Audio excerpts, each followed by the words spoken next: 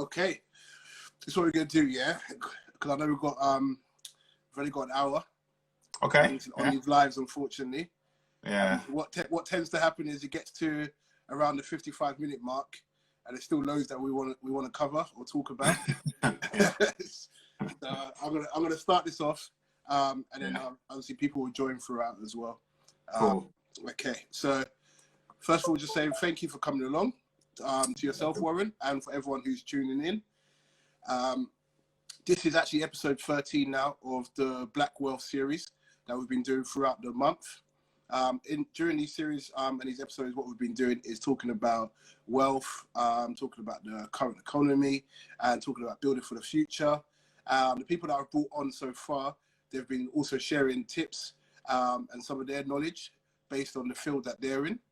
So again, we've got another specialist, let's say, that's in the house today, and yeah, we'll be hearing your thoughts in this live. So do you want to start just by saying a little bit about yourself, just introducing yourself? Yeah, sure. My name's Warren. I'm from Southeast London, Lewisham, born and bred. So I work in the finance industry. I have done for over the last 10 years now, for a decade. So right now I'm a contractor, which basically means that I take contracts at different banks for 6 months at a time on a rolling basis. So I've worked through like most of the high street banks that you see, out on the road, and the investment banks like your Barclays, HSB, UBS, Lehman's, blah blah blah blah, etc. So my career is banking, and I specialize in credit risk, which is the risk of like preserving capital and money for the banks, and also regulatory compliance. And then outside of work, I create content. So hence the reason why we're here. Really to make it, I guess, to make finance and like building wealth for everyday people like you and me just accessible, because we have a tendency in the industry to overcomplicate everything just with the words we use, with the jargon, and it's not accessible. So yeah, that's what I do outside of work, and I'm very passionate about it. Yeah, I love that. And I've seen, I don't know if you've seen the same thing, but especially this year, I've seen an increase in the amount of profiles and the people that are promoting this kind of stuff and coming on and producing content, which is good, because it's helping everyone else out. So I think it's perfect that we're doing this. One of the questions I wanted to ask you first, just to get down to it, is how did you get into it? How did you get into the banking industry? Like, let's go back to like school days. From there, how did you get into it?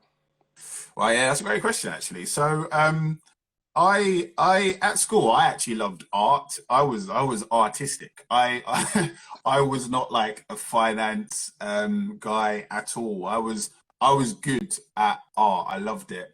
But I think I realized very quickly, and like, having Caribbean parents, and if you have African parents, like when it comes to a profession, it's like, you're going to need to do something that really earns you money. And, there's not a, can you, I don't know if you can name any famous like millionaire artists off the top of your head, maybe except Banksy. Yeah. Yeah, that was what I loved at school. But, switching my mind towards, what's going to be a good career. I had a really good economics teacher at school. His name was Mr. Burns. And he was a lot like the Simpsons Mr. Burns, actually, with his mannerisms. But he was just an excellent teacher, and he was actually an ex-banker. So he came from the banking industry and he came into teaching. So he wasn't like your regular teacher. He would tell you like stories from the industry. And that really just got me very much interested into economics. So studied economics for A level, then at uni. And then whilst I was at uni doing my economics degree, in my second year, I did a summer internship at Barclays Bank, and that was 2007, I think. And they basically said, if you get a 2-1 in your degree, you can come and join us after uni. So that was how, I got into banking. Yeah. Oh, wicked. So you had the foundation. So a lot of this you can put towards that teacher then, for getting you interested in this area in the first place. 100%. I think if I just had a regular teacher, for economics, I probably wouldn't be doing this now. I'll probably be doing something else, to be honest with you. Yeah. And what was it? What was it like when you was growing up? What was the area you was around? Was it the area that well, yeah, speak on it. Go on. Yeah, I mean, I grew up I grew up on a council estate in South East. I still live like, basically about a 10-15 minute walk from it. So I was single parent. Well, my mother was a single parent, so single parent council estate. It wasn't especially rough, to be honest with you. It was in Dulwich, right? So it was rough as Dulwich gets, but it was still a council estate. But I have really great memories, man. I love where I came from. I don't know if you, for anyone who grew up on a council estate, you know what it's like. It's just it's like it was a community, and it was great times, but not wealthy at all, working class. And yeah, it was just a regular upbringing, like from I guess from council estates, that background, to where I am now. You don't see a lot of people transition from I guess the council estate to the banking industry. So I guess it's fairly unique, but that was down to a lot of the opportunities that I got, in life. Yeah. So speak on that then. So how do you like you said just a minute ago that you don't see many people make that transition? Yeah. So what made you special to be able to make that transition? Yeah, I think it was the opportunities I was given, right? So I got a scholarship into a private school, but we couldn't afford private school fees. So like, obviously, like when you get a scholarship to a school, you pay reduced fees. So really and truly, that was really the first step, or the door that opened for me to be able to, go from coming from a council estate to, going to uni and having a career in banking. It was the opportunities that I was given through school. It was like great education, great school. And obviously, like, coming from where I came from and getting into a school like that, like I applied myself. And, like if you get given an opportunity like that in life, you don't want to squander it, not just because it's like a waste of time, but what your parents will do to you. So, that was the big part of it. Yeah. Do you feel that there was an added pressure then when you went there? Definitely.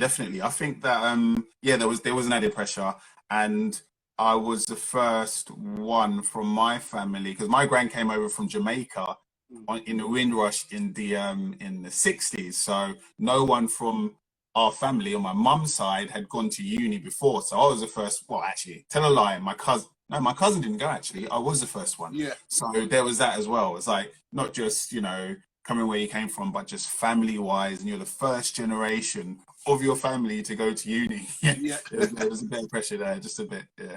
Did you have anyone to kind of look to maybe lessen that pressure? Or was it just you have to put your head down and just go for it? Yeah, I think I had good friends. I don't think I had like a like mentor in my life, but I just had good friends. And there was a few of us in school who were from, similar, not a lot, but similar backgrounds. So we kind of like, you kind of like inspire others. Like if you got like, mandem around you who are like-minded, similar background, but you're in this kind of like middle class world, and you kind of stick together, and you kind of like push each other through. And I'm still friends with a lot of them today. So that definitely did help to go through the process. Yeah. It's funny because you see that in the workplace as well. Sometimes when you go to a workplace, as I don't know if it's a bad thing or a good thing, but I do tend to look out for the person that I think, okay, that person looks like they come from a similar background to me. And most of the time they will be black or something, and that's what we'll be like. Okay, I think when I start this company, I'm gonna try and talk to that person first. 100%. I think they call it I think I've heard it referred to as like code switching, where you go from like, like Indians around your people, you talk a certain way, you have certain references, but when you go into a corporate setting, it's different. And you got to play the corporate game. But absolutely, I feel the same. Like you kind of do like naturally gravitate towards each other in a corporate setting, and like ally in that way. It does happen. And do you think that when you went to the school, you got the scholarship, and you saw obviously you saw other students there. You said there was a small group of you that came from like similar backgrounds as you did, but then the majority of them weren't like that.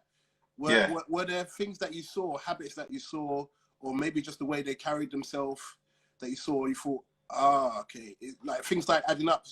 So you might have thought, okay, I understand why these guys their parents might be more successful or something like that because of the way these guys carry themselves. Was there anything that you saw, anything like that? I think like I think that there's nothing that really differentiates a person coming from, you know, a working class background like I did from someone who's come from, like, you know, what's the term, like, have a silver spoon born in the mouth for money. No, I mean, honestly, I feel, Michael, that it's all about opportunities that you're given in life. And I think people inherently, most people on the whole, have the same inherent amount of potential across the board, whether you come from money or not. And the only thing really, the only thing that separated people like us coming from, you know, our working class background from, I guess, the richer kids is the knowledge. Because if you're you know, if you're a kid and you have, you know, parents who have worked in the bank, you know, one parent might be a banker and they might be a director in a bank, and the other one might be a lawyer. Growing up around the dinner table, they're going to tell you, they're going to, from a young age, they're going to be giving you game, knowledge. This is how this works, this is how that works. So you're already at an advantage by the time you come to like school and that. Whereas someone like me didn't have none of that. So you're starting from zero, but you can't, doesn't mean you can't make up, you know, that ground. But I think the difference is just knowledge, but you can acquire knowledge, you know? Of course. And I think that's one of the purposes of like doing these series as well, almost just to level the playing field. I think when you go into those kind of environments, because of, like you said, what they've grown up around, maybe without even realizing that they picked up all that knowledge, or knowing that is an advantage at that time. But one other thing that I realized as well, and I've seen through doing these lives, is a lot of people have said how when you go into these kind of environments, if you're coming from like a working class background, and you're going into that kind of environment, you work harder because you know where you're coming from and you know where you're trying to get to. Whereas if someone's had it, I'm not going to say easy, but if they've had it easier, an easier kind of upbringing, then they don't know, they might not know understand the value of hard work, because they know that they've got a safety net to fall back on. 100%. I totally agree with you. You know, a lot of there were some boys, because it was a boys' school, over the course of the school, you know, whilst we were there, who did you know, drop out or mainly get asked to leave because they weren't performing like academically. And they tended to mostly be like, you know, the richer kids who, like, you know what, if I don't do too well in my GCSEs or my A levels or whatever, my dad owns a company and he's a millionaire. You know what I mean? I'll go and work for my dad. I don't.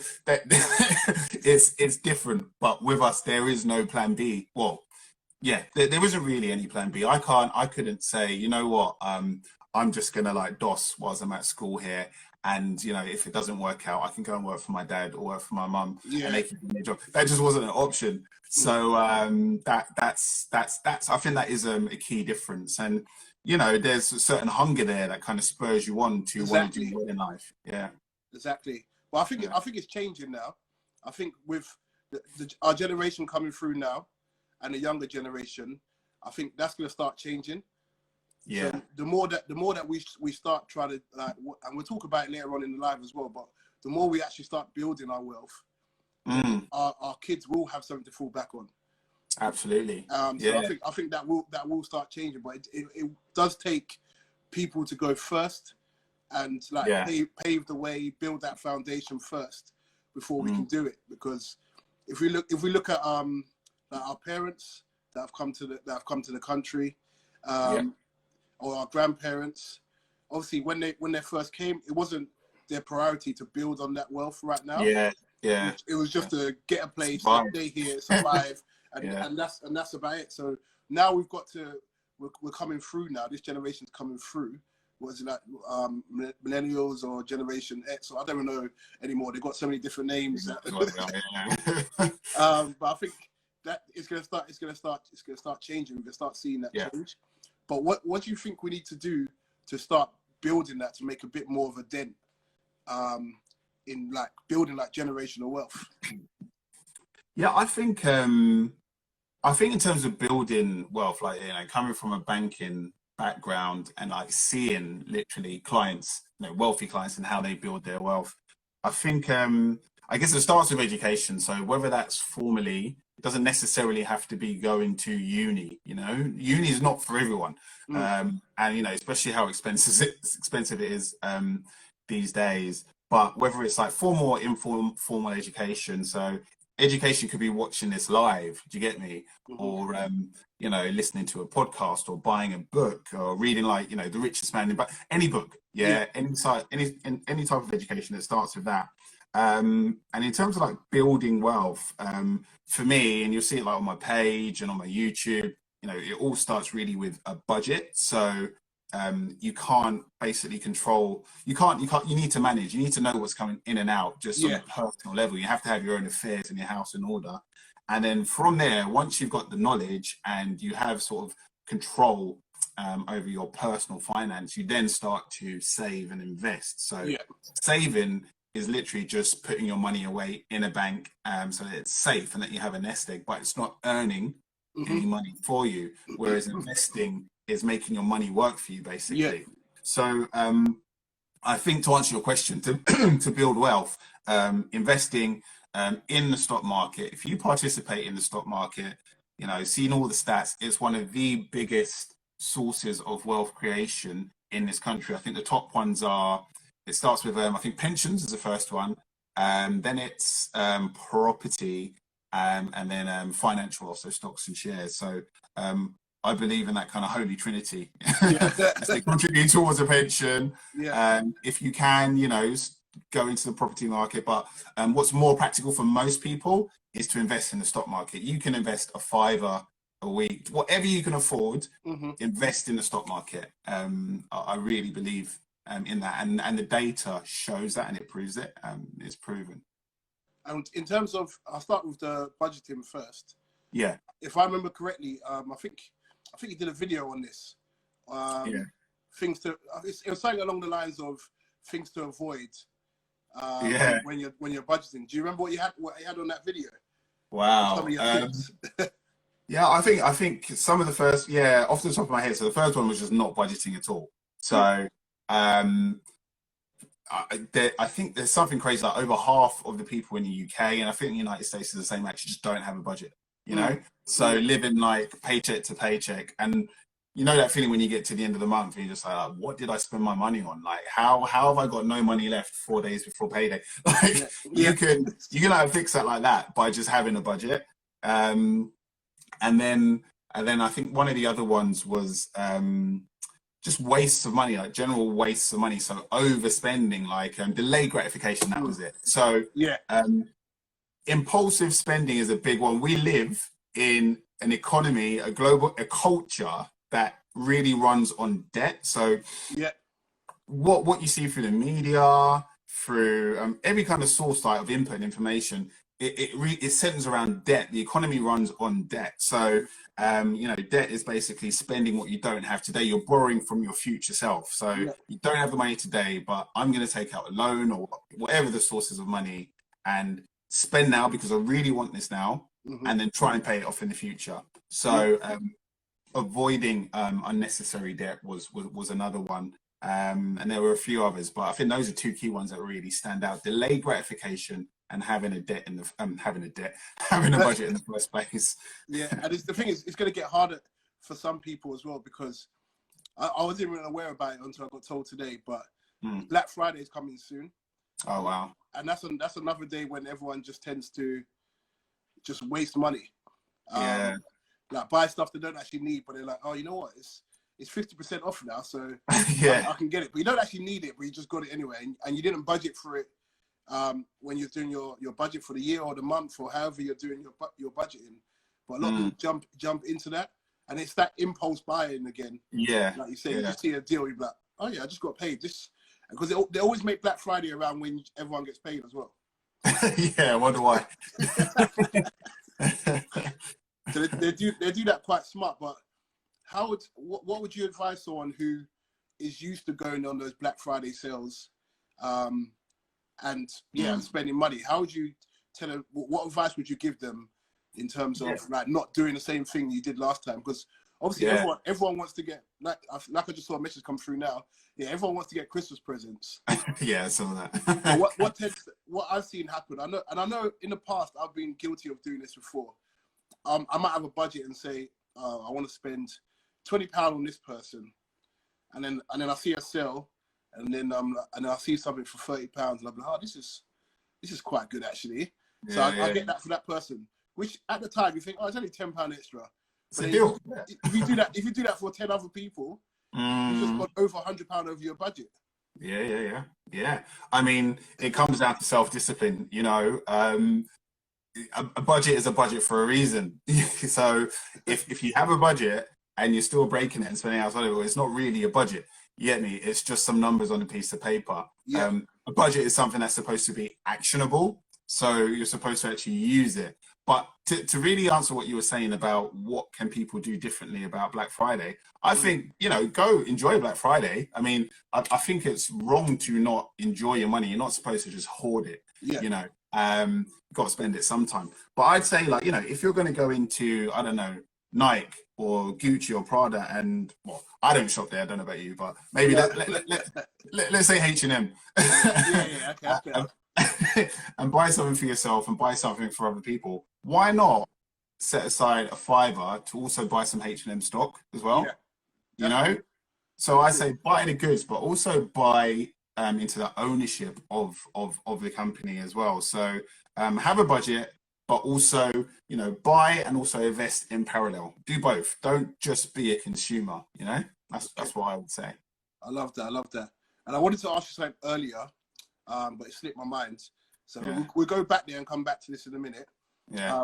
But it was more in line with, okay, now you're working in the banking industry, and now when you're around family or you go back home or whatever, is it easier then to advise your family or see mistakes that you can help them with, and do they listen as well? I'll be honest with you. I think in terms of my family, they don't. They ask me questions like, you know, where's good to invest, or you know, how's the economy going to do? Like this kind of like headline things. They like want you to be kind of like Bloomberg or Sky News kind of. Yeah. In terms of like listening, I don't know. You know, I have to be honest with you. I don't know how many of them. Well, let me answer it a different way. I don't have any family members who have actually said, oh yeah, you know what you told me the other day, I've actually done this and here's like what I've done. Whereas I do have quite a few friends who've done that. I get calls all the time from like friends, so maybe friends are a better example, to be honest with you. Yeah, because the reason I was asking it is because obviously if we're trying to build as a community, we are going to need to listen to each other and take on each other's like advice as well. Yeah, like, it's no point everyone learning one thing, or there's no point everyone knowing what you know.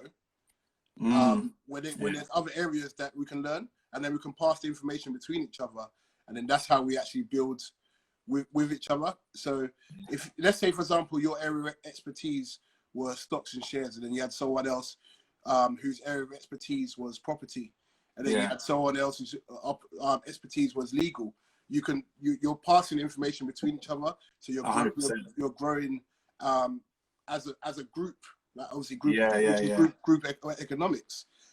So that's the kind of reason why I was asking the kind of question that way, to see if, because I know sometimes, especially with older generation, they're set in their ways already. Yeah. So it's harder to get through. It's harder to get through to them. But they still it's still good for them to know some of these things, obviously.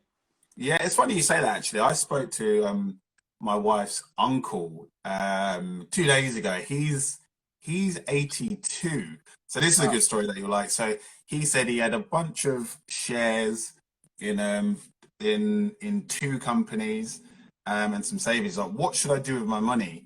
And I was like, oh, well, you know, like sometimes because we're millennials, so we'd be like, oh, well, you can just Google it. But obviously that's not, as an 82-year-old, you're not as computer savvy as we are. So I actually, long story short, I basically said, you know, here's a few funds that might be good for you.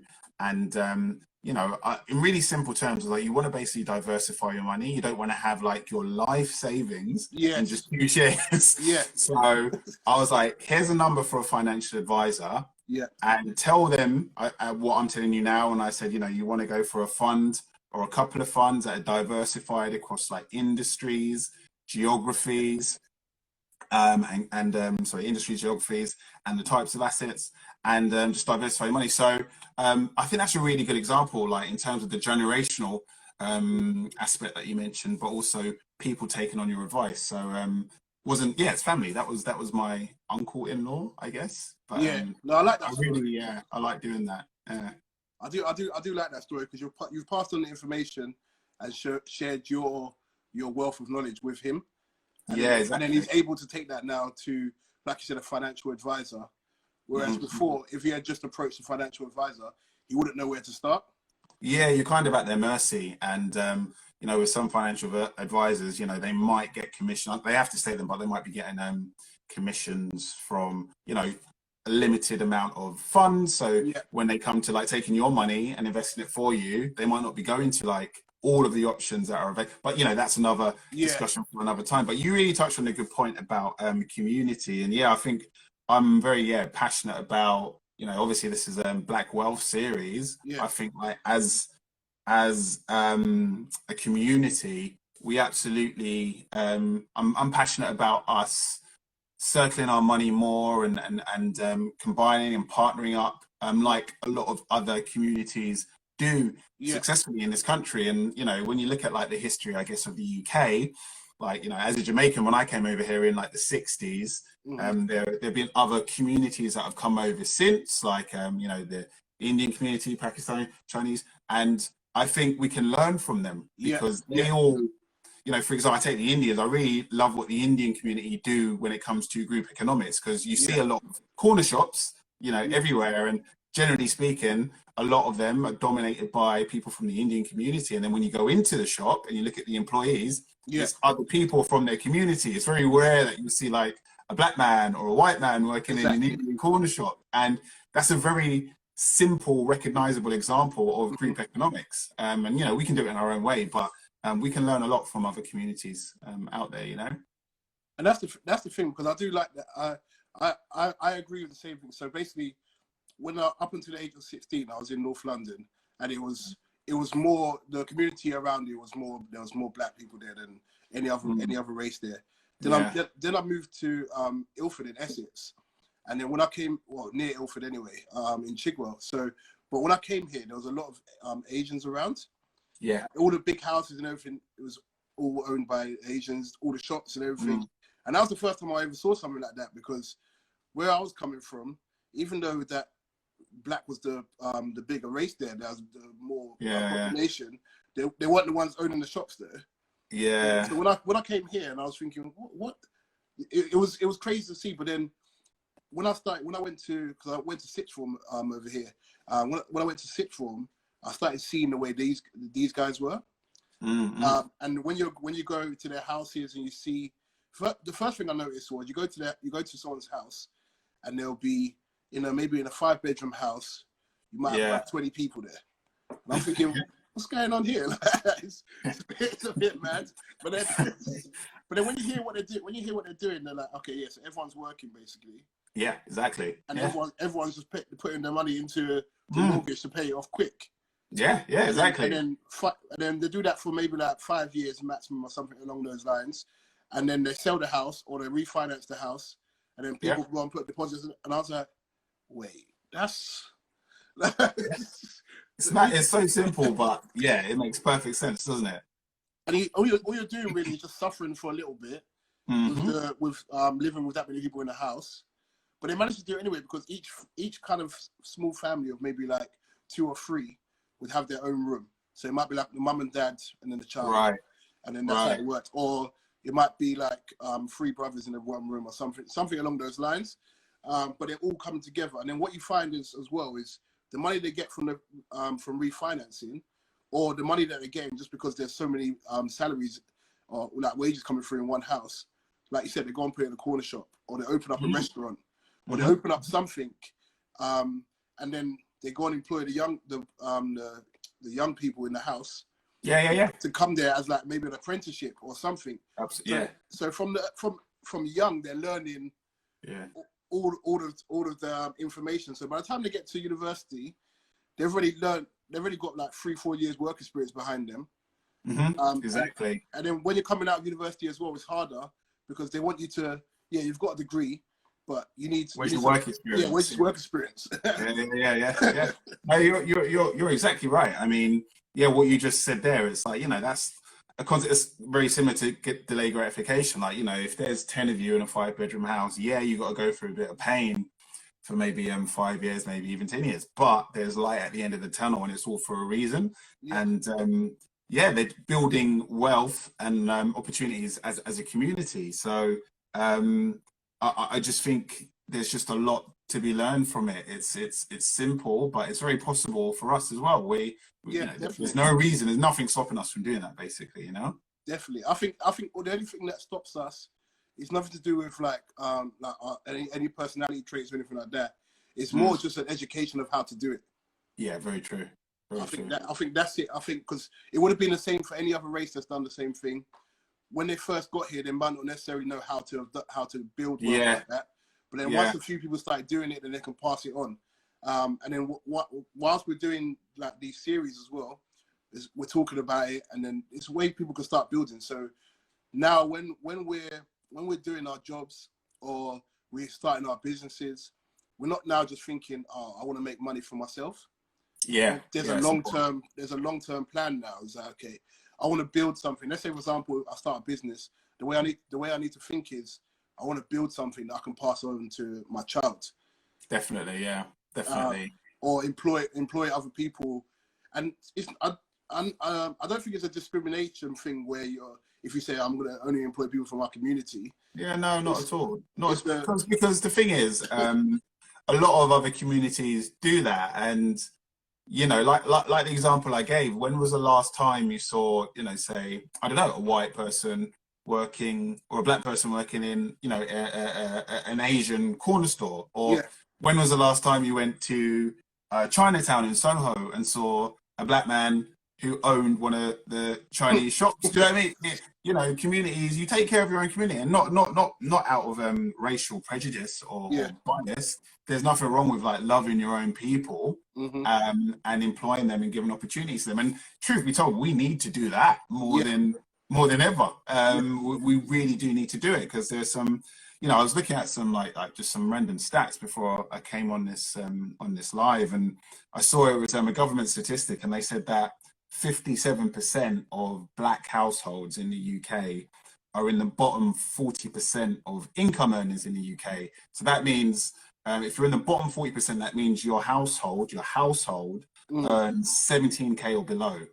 And 57% of black households in the UK earn 17k or below, which blew my mind, when you look at the statistics, like, we need to be doing more. It is quite serious. And it's funny because, well, it's not funny, but it's like it's weird when you see stats like that. It really puts things into perspective, because I didn't have a clue that's how it was. And when you look at the population, I don't know what percentage, but it's only a small percentage of the population that we actually take up of the whole of the UK. We're like 4%. Literally, yeah. We're tiny percent of this population, So the question is, though, and it's not a question that we're going to be able to solve, but it's good to have a conversation on how do we change that? Yeah, I think in terms of, I guess, closing that race call it the racial wealth gap, or wealth gap, whatever you want to call it. I think first of all, I think it comes down to like group economics.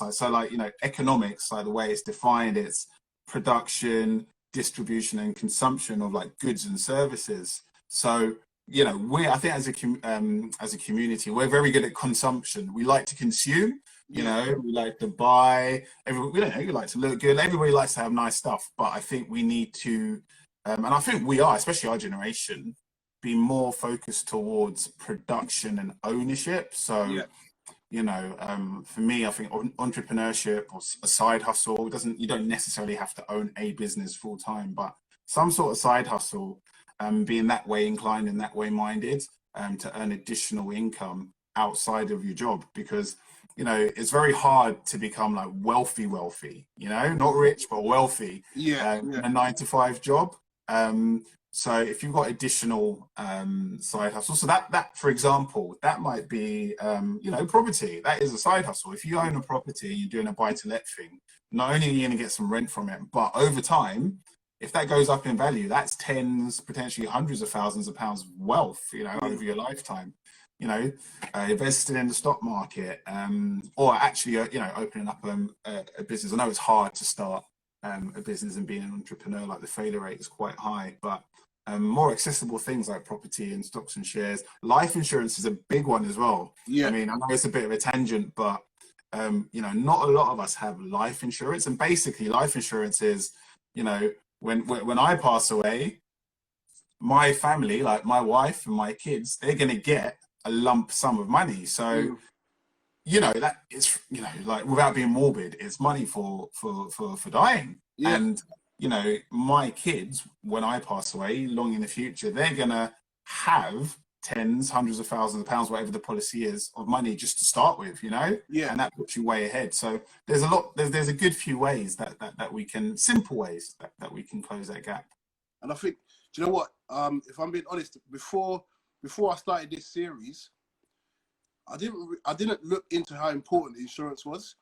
Yeah, yeah. I think it was the third episode that we had, when we got the first person coming in talking, Amida talking about insurance. Mm. And it was after that I thought I need to book an appointment, you know, because I knew as soon as I got like the property, I got like life insurance just in case. Yeah. But I literally, if I'm being honest, I picked one that I thought that's a reasonable price. Yeah, I'll just get that life insurance. Yeah. I didn't really look through what it covered, Yeah. and all that kind of stuff. And I just booked it, and I've been paying it monthly. But then after doing that live and understanding, like you said, it's another way of building wealth or leaving wealth for your family. And I just thought, well, I need to actually take this a bit more serious. So, and I know there's life insurance and there's things like income protection as well. Critical illness, and all those things you need, because obviously it's not just about when you're dying, but it's also if you was to lose your job. Exactly. Do you have any protection there?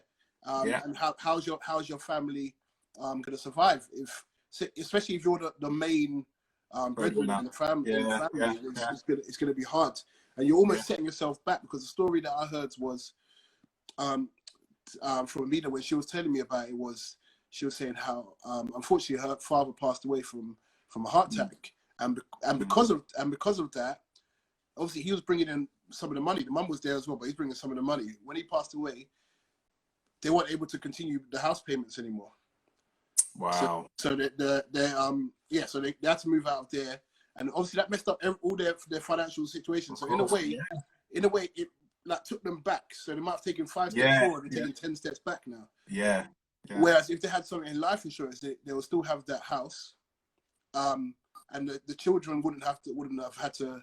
Well, obviously they're gonna suffer as well because they've lost a parent, but they wouldn't have to suffer financially like that. Yeah, and that's a big part of it. You know, it's not just the actual loss of losing a loved one. Financial, I've personally in my family, I've seen examples where someone's passed away and say they haven't had life insurance, or let's say funeral arrangements, like funeral insurance. You know, the money. I saw. This is not my family, but a friend of a friend of our family. His mother sadly passed away, and he had to do a GoFundMe to bury his mother because she didn't have insurance in place or arrangements in place for her funeral, which to me is awful, because imagine burying your mother and then having to do a GoFundMe, losing your mother and then having to do a GoFundMe. I mean, it's crazy. So I know it's kind of going off topic, but insurance is huge, and it's a way to pass down wealth once you're gone, ultimately.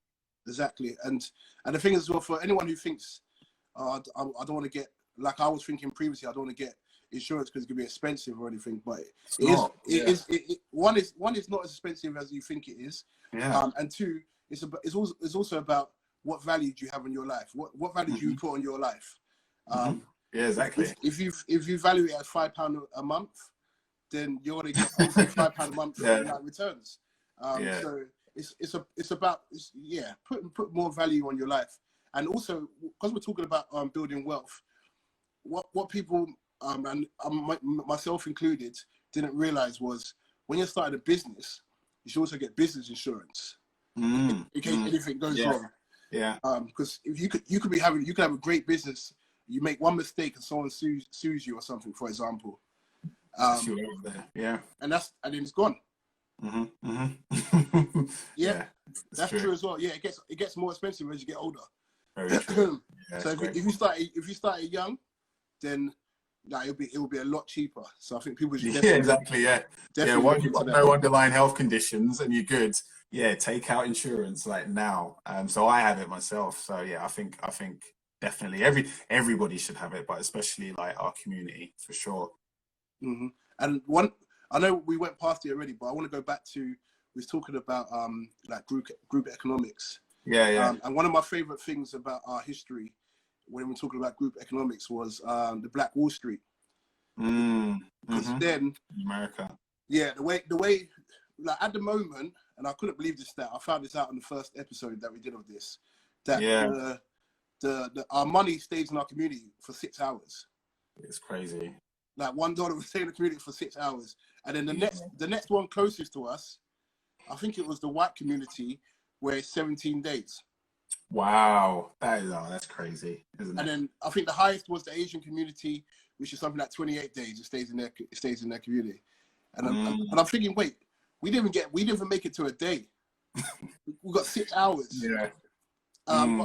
But I can't remember what the stat was exactly. But when there was Black Wall Street, the pound was staying for, it was like, I think it was in months or years.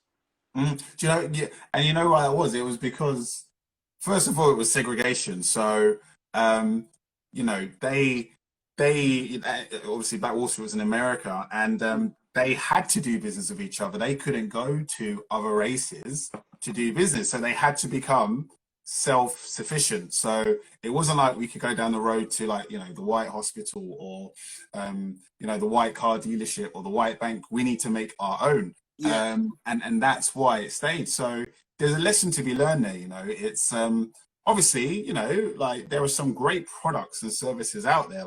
If I want a car, of course I want to get a Tesla or a BMW, but we don't have to buy everything outside of our community. So take a simple one like food.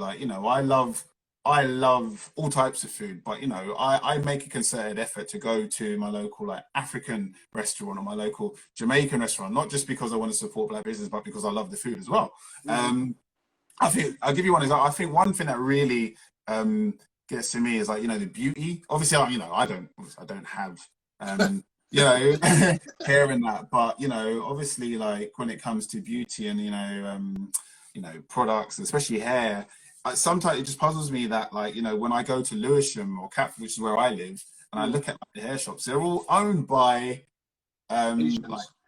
Asian, and I love Asian brothers and sisters, but I'm just why is it that this whole industry that only we buy from is owned by someone else? Because I couldn't imagine myself going to Brick Lane or Bethnal Green and opening up, say, a sari shop and selling traditional Asian clothes to they'll never buy it from me, So I think we need to really look at our own, especially the products that we exclusively buy or mainly buy, and owning them, not just consuming them, not just buying it, but owning it. Yeah. See, and I spoke about this. I think it was episode 2. Where the thing is, we need to highlight what areas we're missing in, if that makes sense. So what services do we not have enough of in our community? Yeah. Which is forcing us to go outside of our community to buy. And I think that's what we need to, and the example that I gave, and obviously there's nothing wrong with people who have this job or whatever, but if you open up 100 barbershops, in Right. one Yeah.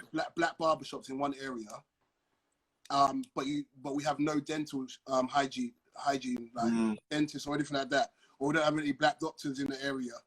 Yeah. We're missing something here. So, Yeah. and what I was trying to highlight was things like Black Pound Day. I think it's good to for exposure and for awareness. But I think one trick that we're missing is we're not doing anything with the stats on that day. Right. So what if it was the suggestion that I was saying was on those days we should see how what effect it had on the economy by just buying black on that day, and two, what areas saw the most growth, and also what services were people forced to go to outside of the community to buy on that day. Because once you realize what services, like, so because people might actively be thinking, okay, I want to go to a black-owned company, I want to go to a black-owned company, but you can't find one, so you're forced to go and do that. What are those services? That's what we should be doing stats on, because then like you see in other communities, when they're building and they're doing their group economics, they might tell their child, oh, you're going to be this, your uncle's got this shop or whatever. So they set them on the path already to go down. They're strategic about it. So it can't. It's not going to be a luck thing. There has to be some sort of strategy behind it. Yeah, I completely agree. That's great insight, and it's not something that I've actually thought of before. But yeah, you're absolutely right. You know, where are there gaps? And I think there'd probably be gaps in like a lot of places. So that's a good thing, because I think there's a lot of opportunities to fill the gap in lots of different areas of like consumerism in our community. And you know, I think you know, we would prefer to not. I think we would enjoy buying from our own people as well, because you know, like, there's something special and something really fulfilling about, you know, doing something you love, buying something you love, but also at the same time having it benefit your community. So and really what that comes down to is a lot of us, well, you know, a lot more of us thinking about, you know, the kind of entrepreneurship route. So it's great to go and work for businesses, and you know, I work for a business. But I think maybe it's more of us need to be thinking about, you know, maybe opening up a business and starting a business as well. And I know there's all types of other elements to that, like access to capital and funding and all of that. But you know, I think it's something that we can think more about, rather than, you know, the route being, okay, you get your education, you go to uni, and then you go and work for a nice big company or a company. You know, we can be more entrepreneurship minded. And other communities, again, like, for example, you know, I have Indian friends, I have Jewish friends, and like being entrepreneurial minded is a big thing with them. You know what I mean? So for them, it's not as black and white as I'm going to go straight and work for a company. It's like, you know what, I'm going to give this a go when I come out of uni. I start this business. You know, in that way. I think it's good to actually take that time to experiment on what you can do early on. So if you're going to make a mistake, you make a mistake early, rather than later on in your life. So it's good to experiment. It's good to experiment like that. And one thing I'll touch on as well with what you're just saying about going to the typical routes to go into work, build yourself up through there, try and get up in the career ladder. Which is again, like you said, it's not a bad thing at all. No, not at all. But what we should be thinking is, you might not necessarily have to start a business, but you could invest some money into someone who's looking to start a business. So someone might have a great idea, and you say, okay, do you know what? Actually, first of all, we need to be at a stage where we're comfortable with asking for investment. Right. And I think sometimes that stops us a little bit, because I don't know about everyone else, but from my side of it, money wasn't something that was usually spoke about in the household. And you don't want to be the one that's borrowing from someone or something like that.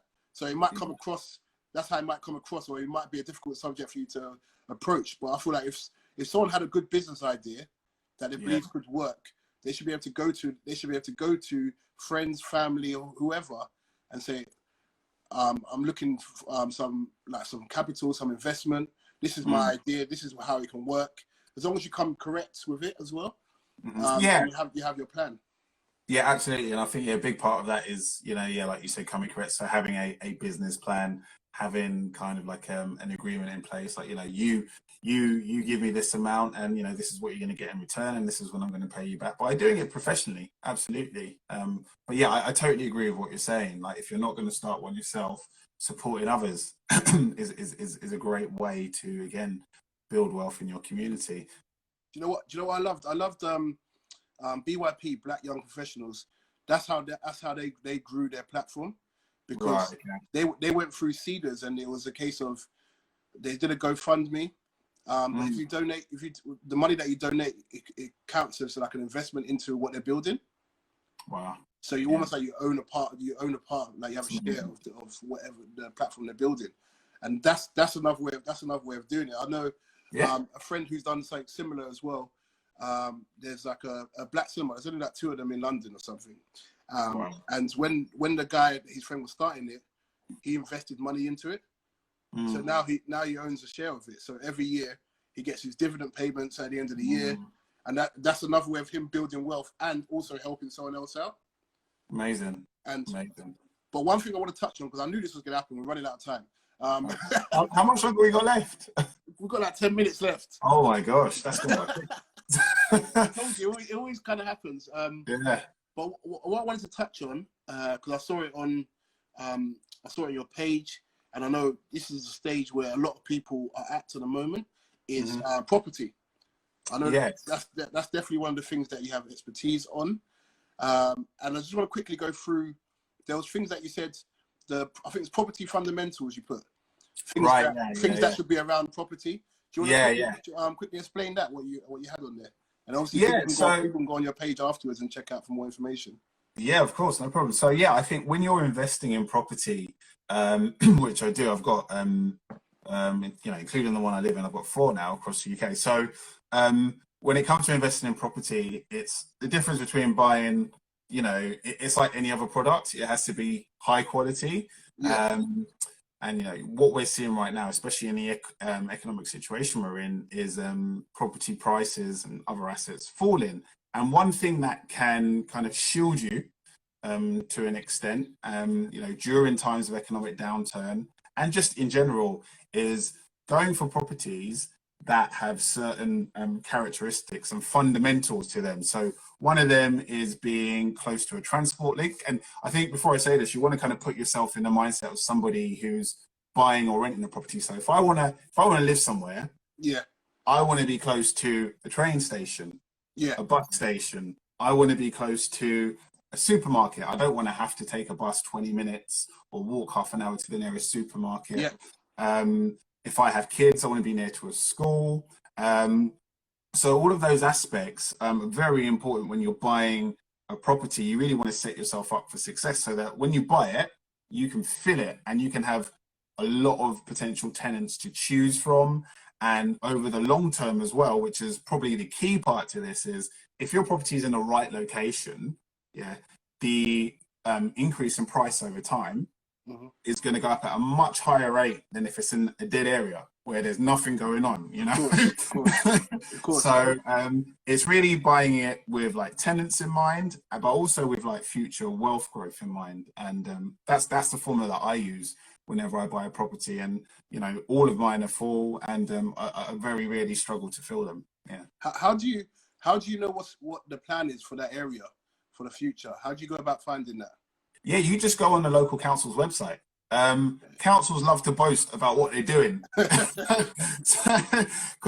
councils want their council tax from people. They want people to come to the area. So on their website, they're going to be like, "Oh, we're building this school. We're going to refurbish the the town centre. We're going to build the new Avengers headquarters. We're going to do everything." So they will tell you. They will tell you everything. So just go to the local council's website and also just Google it. So if you're looking for a property in, say, Liverpool, just Google like Liverpool planned regeneration or Liverpool planned development, and you'll get you'll get all the information you need. It's freely available. So how did you get involved in it? Because I know one of the things that I always I hear or people ask the question about is Well, they'll say something like, I'm struggling to get one mortgage. How am I going to get mortgages for other properties and stuff like that? So how do you get around that? And the mortgage aspect. So, sorry, you cut out. Yeah, I mean, you can only mortgages are based on your earnings. So, you know, if I earned £1 million a year, I can afford to buy, like, you know, a buy-to-let in Monaco or you know, center of New York Central Park. Whereas if I earn less than that, which I obviously do, your options are narrower. So one of the big reasons is why I go up north, because you can get a one bed high-end quality flat in Liverpool, say, for 100k, whereas in London a one bed is, you know, around 300k. So that's one of the aspects. You have to be a bit creative about where you look for properties, but you can't just buy it anywhere, right? You can't buy, like, you know, yeah, in any old place. You have to do your research. But that's one way how I get around sort of the mortgage and affordability aspects, is to be creative and look in other places other than just London, because you know, it's a big country. Yeah. And do you know much about? Because I know been asked this question as well before. Yeah, we're running out of time. That ended faster than I thought. Anyway, do you know what? If it cuts off, yeah, I might jump. We'll jump on for another 10 minutes maximum. Cool. Yeah, that's fine. Yeah. Because I think there's still more questions, and we just started talking about property just now. But, but yeah, if it cuts, I'll just restart it, and then we jump on again, if that's okay with everyone that's on the live. Sweet. So what I was gonna say was, in terms of with property, have you ever been asked whether or not a person should put it through a business when they're buying a property, or should they do it by it themselves?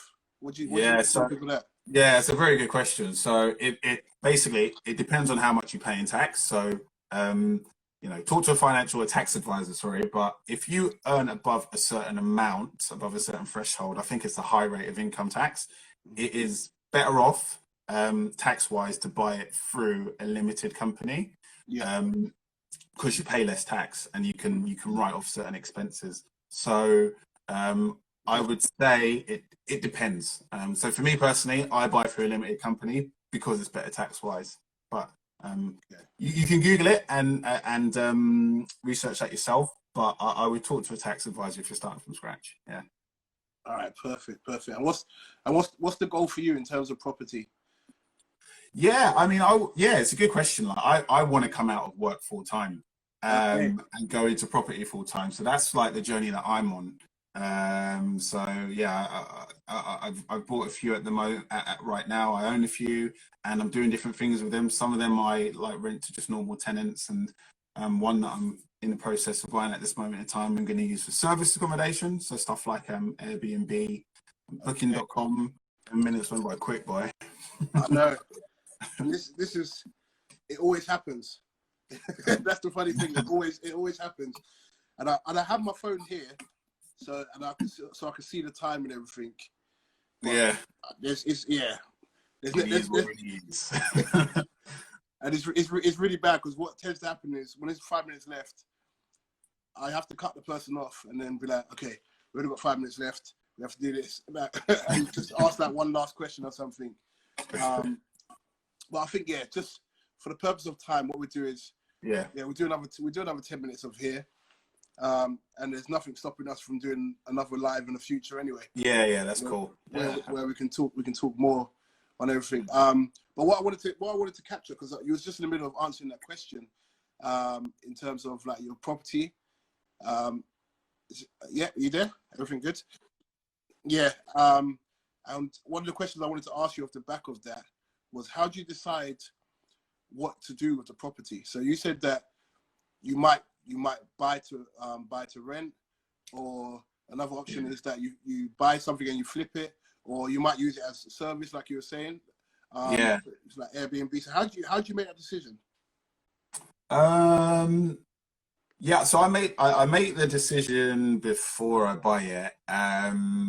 So for me, the decision is based on, I guess, how much income I want to earn. So generally speaking, using a property for serviced accommodation is a lot higher income than using it for just a normal buy-to-let, like to like a normal tenant. However, it's a lot more management and effort to run it day to day. So Yeah. for me, what I want to do, I'm trying to replace my income with property. So that's why I've gone for service accommodation. And I'm willing to, you know, I'm young and I've got the energy, so I'm willing to deal with, you know, the Airbnb bookings like, oh, I don't know how to turn on the TV, or I can't work the gas, so sending you texts at 10 o'clock at night. You know, I got time for that right now, but you know, that might change over time. But it's really about income, if I'm honest, and how much I want to make right now. Yeah. So with your properties, do you manage them all, or do you give any to like estate agents or anything like that? Yeah, what I do is I ask the estate agent to find a tenant and collect the rent, but I manage it day to day because, you know, I'm not speaking for everyone, but in terms of how many days a month I dedicate to managing my properties is probably about 2-3 days, if that. Okay. It's not a lot of effort for me personally. So I'd rather just do it myself rather than pay an extra, you know, 50 quid a month, which works out to what, you know, £600 a year for someone else. It just doesn't make any sense to me. So that's my personal choice. Yeah. That's good. And another thing I wanted to ask, again, if I remember correctly, you had a video on it or you had a post on it about calculating the profit when you get into property. How do you do that then? If you want to watch the video, for everyone watching, it's on YouTube, and there is a spreadsheet that I have on there, so you can copy that. But basically, in terms of calculating the profit, it's you know, the rent that you make per month minus all of your costs, so mortgage costs. Yeah. What else do you pay?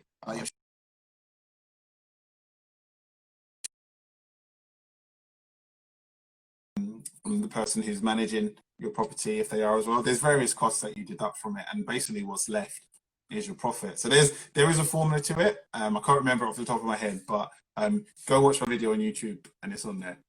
Yeah, quick plug. That's what I set it up for. I set it up for so you can let people know about the YouTube video. You're the man. Okay then, and lastly, what we'll talk on is, so we've spoken about property. And you've given some tips there, you shared your knowledge. Stocks and shares, how would someone get into that? Easy. If you want to invest in stocks and shares, there's so many apps. You can download eToro app, Trading 212 app, and you can invest whatever you have in your pocket. You know, you can invest in stocks and shares for the price of a coffee a day. So you can do that. I was with my wife yesterday and I was showing her some of was it yesterday? Yeah, some of the stocks that I'm invested in, and obviously, you know, our finances are joined up, but she was like, oh, I want to do this as well, and I set her up on it in about 5-10 minutes. So find a platform. So like I said, eToro, Trading 212, Fidelity is a good one. Yeah. And really, there's a lot of information on the platform itself that just tells you how to literally pick one and buy it. It's I think it's one of those areas that has a lot of mystique around it, but it's really not as complicated as it seems. Yeah, definitely. Yeah. Like, what I found is as well, because one of the apps that I use is MoneyBots. Yeah, I heard of it. One of the things I like about MoneyBots is it rounds up my spending. So let's say, for example, you can pick an option where if I go to the shop and I spend £10.60 or something, it rounds you up to the nearest pounds. So it'll put 40p into whatever I'm investing in. Yeah.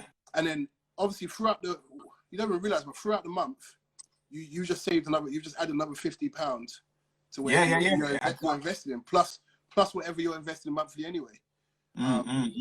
It is quite easy to get into. It's accessible now. It's more accessible than it ever has been. I think someone just asked, what stocks have you bought recently, Michael? For they're asking you. No, I think that was definitely for you. I wouldn't give no advice, man. Just in case it comes back and then you're like, well, yeah, I buy funds. Some of us have angels. So a fund is basically a collection of lots of stocks. So, Yeah. but let me answer the question. So I bought some Amazon stocks recently. So there's one. Yeah. But I think funds are the way. Well, actually, I'm not a financial advisor, but I'd recommend looking at funds. They're probably better. Yeah. Okay. It's less risk with the funds as well. Yeah, definitely. So I think when you're, and obviously, like you said, I'm not giving advice or something. I'm just giving based on my own knowledge. But Yeah. when you're first starting off, funds is the easier way to go. 100%. Yeah. It's a lot easier to control. Yeah. Especially if you don't know what you're doing. But one of the videos that I saw recently that I thought was quite good is if you're if you want to know what to invest in, what a good thing to look into is investing what you like. Yes. Yeah.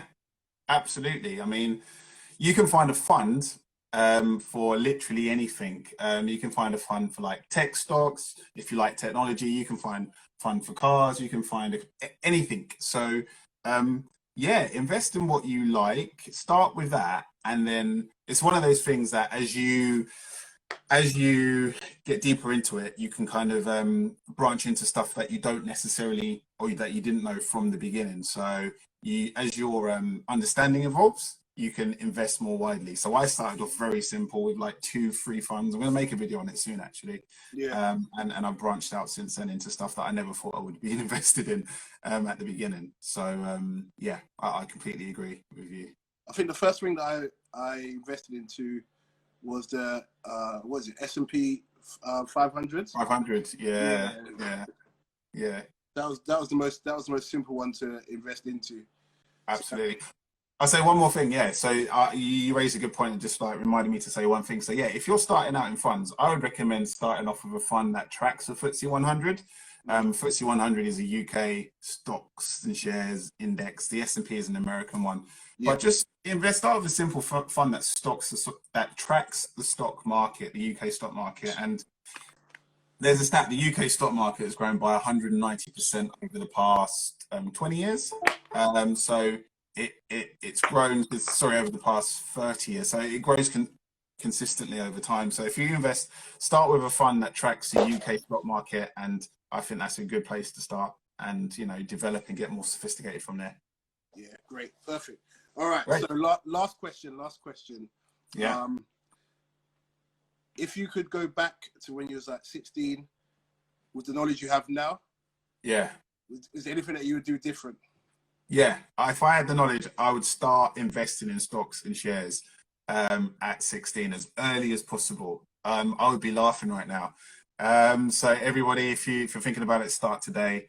And I'd also start saving towards property earlier, because they're just both things that the earlier you start, the more you end up with by the end, because it just compounds over time. So those are two things I do. Yeah. Thank you. And lastly, yeah. last quick plug for yourself. Can you please let everyone know your socials? Yes, I'm at Warren Gosling on Instagram and Warren Gosling on YouTube. So subscribe and on YouTube, and follow me on here. Wicked. Thank you for coming on, Warren. Thanks for your time. It's been great. No, it's been a good one, and I'm sure there'll be another one, another live that we'll do later on in the future. There's loads of things to discuss in this area, and just building wealth in general. So, yeah, man. Thank you everyone for coming on, and thank you for coming on for part 2 as well. Sorry you overran today. There's another episode tomorrow, and we'll be talking more again on stocks as well in that episode. For anyone who wants to rewatch it, I'm going to save it in the IGTV series as well on the page. And we'll see you guys soon, hopefully. Thank you for coming on. See you later. Bye-bye.